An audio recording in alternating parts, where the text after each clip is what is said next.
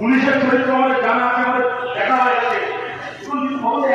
একটা মন্ত্রিসভা কত বড় চোর হলে 4 বছর ধরে আদালত সাইবার করে তারা বলে দেয় কিন্তু উল্টে যায়, কিন্তু আমি 4 লাখ টাকাকে আলাদা করবো না।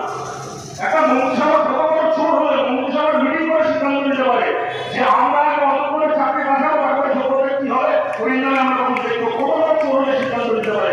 কিন্তু আপনাদের একটা কথা সরকার বলেছে তারা রিপিটিশন করবে, যে রায় দিয়েছে আদালত, নাহলে সবাইকে নতুন করে পরীক্ষা দিতে হবে। এবং আমি নিজে আজ থেকে 22 টাকা মাধ্যমিক পরীক্ষা দিয়েছিলাম। আমি 2টা পাস করিনি, আমি পড়াশোনা করেই পাস করেছিলাম। আমি কাউকে টাকা দিয়ে মাধ্যমিক পাস করিনি। কিন্তু আমাকে যদি আজকে নতুন করে বলা হয় আমার মাধ্যমিক পরীক্ষায় বসছে, আমি সেই নম্বর পাবো না, হতে পারে না। কোন সভ্য সমাজ একজন মানুষ চাকরি পরীক্ষা দিয়ে পেয়ে যাওয়ার পরে 10 বার করে তাকে আবার এক পরীক্ষা দিতে হয়? কোন সভ্য সমাজে এই জিনিস আছে? আমরা পরিষ্কার সরকারকে বলছি, সরকারের কাছে আবেদন করছি, মুখ্যমন্ত্রী আপনি প্ল্যান সি করে অনেক গল্প শুনিয়েছিলেন। আপনার প্ল্যান সি নামটা আমাদের বলা হয়ে গেছে। প্ল্যান এ ছিল চুরি করা, প্ল্যান বি চোরগুলোকে পাহারা দেওয়া, প্ল্যান সি যেটা ইন্ডোস্ট্রেলিয়ামে উল্টোপাল্টা গল্প করানো, প্ল্যান ডি বসবাই পেটালো, প্ল্যান ই কর্নাটকা পেটালো। আপনার প্ল্যান আমাদের দেখা হয়ে গেছে, এবার কাজে করা আছে। আপনি বলছেন আপনি রিকমেন্ডেশন করবেন, 1.5 মাস হয়ে গেল আসছে, আমরা কেন বলেন যে আপনি জানেন। কিন্তু আমরা বলছি যদি আপনি রিকমেন্ডেশন করেন আপনি আশাবাদ করুন, কিন্তু হাইকোর্ট থেকে সুপ্রিম কোর্ট পর্যন্ত যে রায় দিয়েছে নতুন করে সুপ্রিম কোর্টে যদি আপনি যান সব যান, কিন্তু এটুকু বলতে পারি খালি আমি যে রাজনৈতিক দল করি তারা নয়, যারা তৃণমূল করেন তাদেরও যে সাধারণ মানুষ, সাধারণ সমস্ত কর্মী যারা আপনাদেরকে সম্মান করেন, যারা আপনাদের প্রতি সহানুভূতিশীল এবং কালকে আপনাদেরকে মার্কেটে দেখে তারাও রাত্রিবেলা চোখের জল ফেলেছে, আমরা তাদেরও প্রতিনিধি হয়ে এখানে এসেছি, আমরা সবাই প্রতিনিধি হয়ে এখানে এসেছি। এবং কালকে এখানে আমি দেখলাম এক বছর সকালবেলা আপনাদের উপর সরব হয়ে গেছে, তার নাম ঘটনাচক্র সব্যসাচী। আপনারা জানেন মহাভারতের সব্যসাচী বলা হতো অর্জুনকে তার কুয়াতে সমানভাবে তিনি কুয়াতে অর্থচালন করতেন বলে।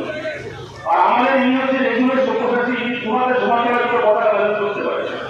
কিন্তু ইনি একটি অনুমান করছেন যে আমাকে কেন ছোট বলবো। আপনাদেরকে মনে করাই এই ব্যক্তিটি যিনি গতকাল আপনাদের উপর গুন্ডা লেগে গিয়েছিলেন, এই ব্যক্তি যখন 3টা 1 তলে ফেরত এসেছিলেন, ফেরত আসার সময় সকালে কাজ থেকে মেশিন আপনাদের মনে আছে, আমি চাই ছবি দেখাতে পারি আপনাদেরকে। আপনাদের সবাইকে বসে বসে যে লোকটা এবং জেলে বসে আছে সেই পাখিটা থেকে বলা লাগিয়েছিলেন, তারা এসেছিল তাদের আমাদেরকে এদেরকে পূর্ব বাংলা সম্মানকে বড় করা হবে। এবং আমি আপনাদের বলেছি কোন সভ্য সমাজ এই জিনিসটাও ভাবতে পারে না যে পুলিশ লাঠি মারছে ওই মানুষের মাথায়। পুলিশকে মাঝে মধ্যে লয়াররা এনফোর্স করার জন্য লাঠি চালাতে হয়। পুলিশের আগে এসেছিলাম সুপ্রিম সরকার পুলিশের প্রোটোকল শোনাচ্ছে আমাদেরকে, আমরা বুঝে নেবো সুপ্রিম সরকার প্রোটোকল শিখেছে, আমাদের ভাই পর্যন্ত প্রোটোকল হিসেবে আমাদের সেখানে করে দিয়ে যাচ্ছি। আমাদের বলছি পৃথিবীর পুরো এর ব্যতিক্রম পাবেন না। পুলিশকে বলা থাকে তুমি লাঠি চালাবে লয়াররা এনফোর্স করার জন্য কাদের উপর, গুন্ডা বদমাইশ ক্রিমিনালদের উপর। এখানে লাঠি চালানো হয় কাদের উপর, শিক্ষকদের উপর। গুন্ডাগুলো এসে উঠিয়ে চলে গেল, লাঠি করে আন্দোলনের সময় আমরা দেখেছিলাম মা রাত্রিবেলা গুন্ডারা এসে ছাত্রদের কাছে যাচ্ছে, গুন্ডাগুলো এসে ঘুরে চলে গেল, শিক্ষকদের লাঠি মারছে। পুলিশের প্রোটোকল বড় বড় করে লিখে দেওয়া আছে লাঠি মারতে হবে হাঁটুর নিচে, এরা হাঁটুর নিচে নয় কোমরের নিচে নয় মাথার উপর লাঠি মারছে, মাথায় রক্ত নিয়ে ওরা একজন কাজ করছে, আপনাদের ছোট নষ্ট হয়ে যাওয়ার অবস্থা হচ্ছে।